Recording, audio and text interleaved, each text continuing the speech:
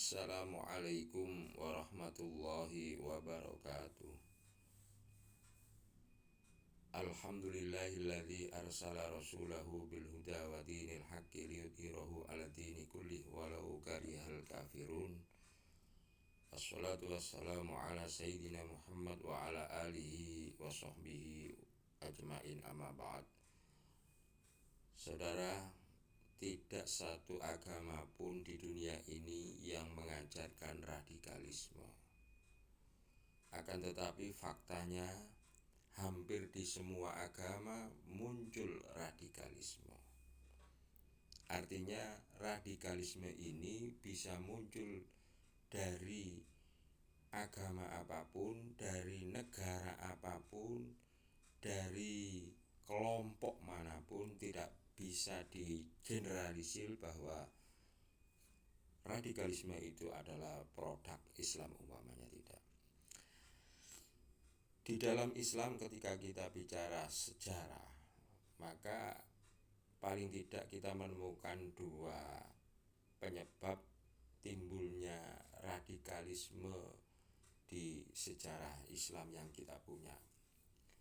Yang pertama, radikalisme disebabkan oleh politik yang bergabung dengan agama, politik yang dibingkai dengan agama, politik yang dimotivasi karena urusan agama.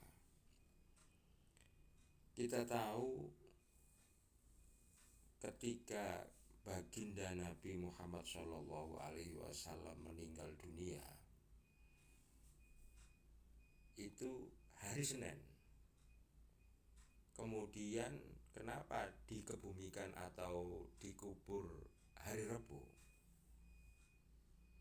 Kalau ahli sejarah yang husnudzon atau berbaik sangka, ya boleh-boleh saja. Akan tetapi ketika penilaian sejarah itu tidak fair, maka ini yang jadi masalah.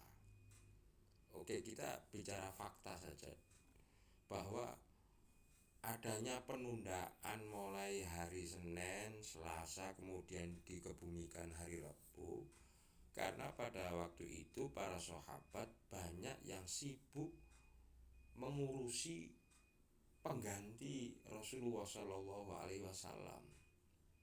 Siapa yang paling patut untuk mengganti kedudukan atau disebut khalifah pada waktu itu? Akhirnya terbelah menjadi dua kubu. Kubu pertama ada yang mendukung Abu Bakar, kubu kedua mendukung Sayyidina Ali. Sehingga pemakaman Kanjeng Nabi pada waktu itu terbengkalai, tidak terurus sampai hari Rabu. Bahkan yang mengurus jenazah, yang mengkafani, yang memandikan dan lain-lain itu hanya sahabat Ali. Sampai sahabat Ali pada waktu itu berkata, kemana sahabat-sahabat yang setia terhadap Rasulullah SAW? Kemana lagi? Ya karena mereka sedang rapat di Saqifah Bani Sa'diyah. Nah ini kalau berbicara fakta sejarah, ya memang itu yang sejarah yang kita miliki. Lah, parahnya lagi perpecahan antara kubu Abu Bakar As-Siddiq dan kubu Ali ibni Abi Thalib itu terus dilanggengkan, pertikaian sampai pertumpahan darah yang sekarang sampai hari ini. Kubu Syiah dan kubu Sunni itu terus bertikai, ya itu awal mulanya. Di Syria pertentangan Syiah dan Sunni, di Irak, di Yaman, di Bahrain. Kalau di Syiah itu pimpinannya itu Syiah, di Syria itu, namun rakyatnya Sunni. Kalau di Bahrain sebaliknya, pimpinannya itu Sunni tapi rakyatnya Syiah.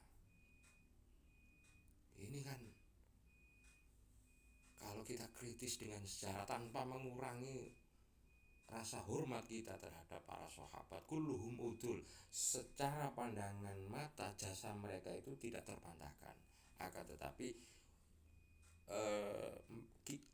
kita menghargai mereka dengan cara membaca secara realis, secara realitas, secara fakta, sehingga dibuat pelajaran untuk umat-umat selanjutnya. Yang kedua, faktor dari terjadinya radikalisme itu adalah munculnya kelompok Khawarij. Kelompok Khawarij ini kelompok orang-orang yang saleh, orang-orang yang ahli ibadah, namun cara berpikirnya itu eksklusif, hitam putih, atau dalam bahasa sekarang memakai kacamata kuda. Ya pokoknya ya itu. Sehingga mempunyai satu pemahaman, satu keyakinan, kamilah yang benar, di luar kami salah. Bahkan Dzul Khuwaisir, dedengkot dari Khawarij itu, disampaikan dalam salah satu hadis, Nabi pun dikelirukan. Jadi apakah orang-orang Khawarij ini orang-orang buruk? Sebenarnya tidak. Mereka itu hafal Al-Quran, mereka itu sangat istiqomah sholat, mereka itu sangat rajin sholat sunnah.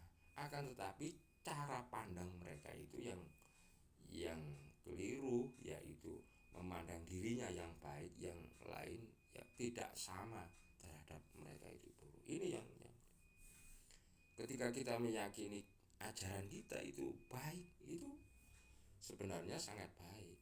Nah, yang tidak baik itu ketika kita menunjuk ajaran orang lain keliru. Tidak boleh. Kita boleh yakin seyakin-yakinnya, 1000% yakin bahwa ajaran yang kita amalkan itu benar. Yang tidak boleh kemudian telunjuk kita menunjuk orang lain itu keliru.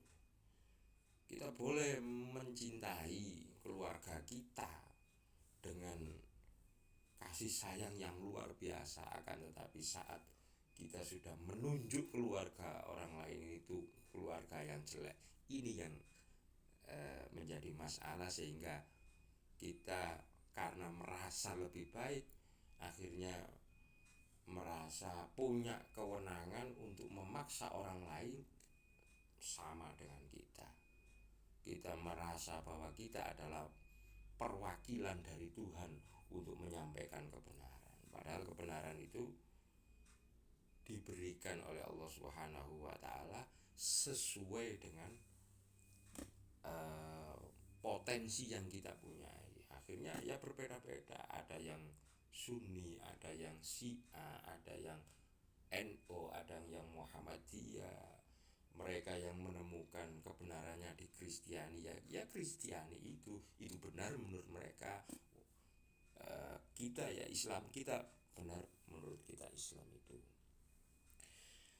Lah, pandangan picik seperti ini ya sejak Nabi sudah ada pun sudah. Ya secara Dzul Khuwaisir itu yang menuduh Nabi tidak membagi harta ghanimah itu dengan adil, ini kemudian menjadi masalah. Ketika melihat orang lain itu salah, mereka ini akan bersiap-siap untuk berbenturan dengan orang lain. Akhirnya terjadi perpolitikan di Islam itu sangat buruk. Sahabat Abu Bakar mati diracun, sahabat Umar matinya ditusuk, sahabat Utsman matinya dibacok, sahabat Ali matinya dibantai, kemudian istrinya diinjak-injak, putranya Sayyidina Husain kepalanya dipenggal kemudian ditancapkan di satu kayu kemudian tidak segera dikubur selama 40 hari. Ini kan kekejaman yang sangat tidak islami, sangat tidak islami.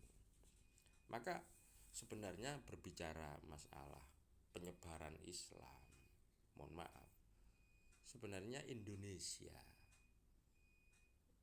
ini punya sejarah lebih baik daripada penyebaran di tempat-tempat lain. Di Indonesia itu ternyata penyebaran Islam yang disampaikan oleh Wali Songo tidak menyebabkan satu tetes darah pun pertumpahan darah, tidak ada. Karena apa? Karena Wali Songo menyebarkan dengan budaya. Karena Wali Songo tidak menggunakan dakwah dengan militer. Saya kira dua hal itu mungkin bisa ditambahkan faktor-faktor radikalisme yang lain, akan tetapi saya kira dua hal itu yang paling pokok dalam sejarah, sehingga untuk kedepannya kita bisa mengantisipasi agar Islam ini tidak berkembang radikalismenya di dalam tubuh Islam. Wal afu minkum. Assalamualaikum warahmatullahi wabarakatuh.